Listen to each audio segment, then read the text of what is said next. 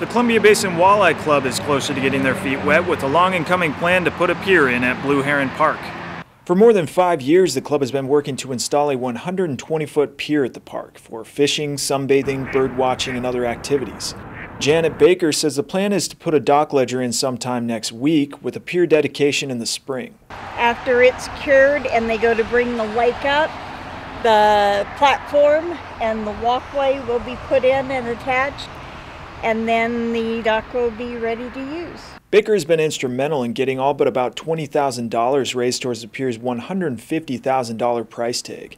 This amount includes a $50,000 donation by Quincy-based Delaron Flotation Systems, which built the pier.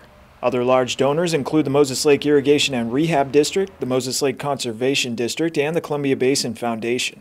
But Baker says most of the roughly 70 donations to the pier have been smaller amounts coming from members of the community, although some contributions have come from as far away as Australia. And those range from $5 to $30,000. A couple weeks back, the Moses Lake City Council approved giving about $33,000 towards the pier from a self-help fund. The city also took possession of the pier for future upkeep. And this is an incredible pier. Has the council had a chance to see this down there at Blue Heron Park? It's actually sitting there now, ready to go in. Baker says the dock should be ready to use in March or early May. Some finishing touches like benches and solar lighting may be added depending on donations, and everyone who gives gets a fish-shaped plaque which will be mounted to the pier. This will be the first dock in the area that's accessible for those with disabilities. Baker says the idea came from former Walleye Club president Gary Main.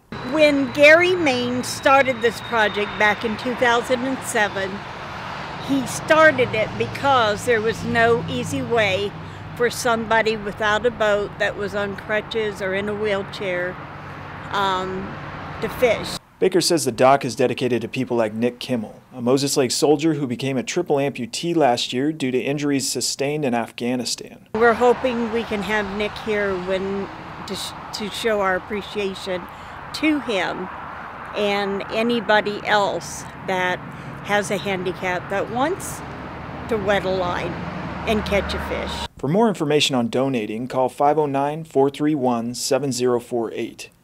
For iFiber One News, this is Ryan Lancaster reporting.